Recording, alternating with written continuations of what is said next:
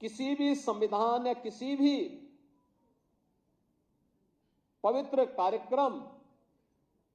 की आत्मा उसका उद्देश्य होता है। भारत का जो मूल संविधान बाबा साहब भीमराव अंबेडकर ने जिसे 26 नवंबर 1949 को जिस संविधान को अंगीकार किया था, याद करना, उस संविधान में दो शब्द नहीं थे,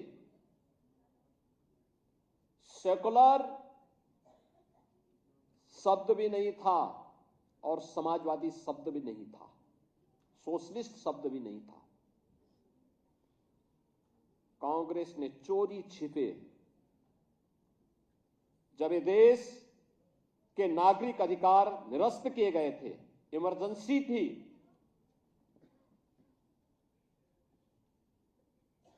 तब इन दो शब्दों को भारत के संविधान में डाल करके भारत के संविधान की आत्मा के गले को घोंटने का काम कांग्रेस ने किया था, कांग्रेस ने किया था। और इसीलिए जो लोग देश की जनता को गुमराह करते हैं, उन लोगों को बताए जाने की आवश्यकता है कि देश के प्रति इनकी भाव क्या है। इनका चेहरा लोकतांत्रिक दिखता है, लेकिन वास्तव में लोकतांत्रिक नहीं।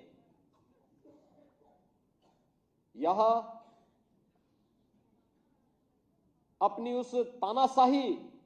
फांसीवादी मानसिकता के तहत काम करने वाले लोग हैं, और जब भी इनको अवसर मिलेगा,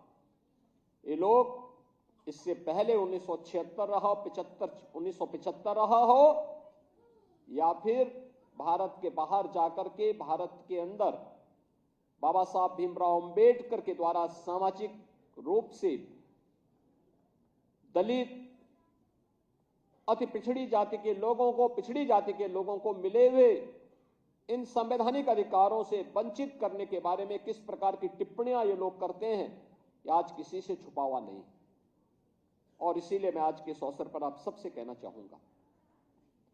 कि बाबा साहब भीमराव अंबेडकर की धरोहर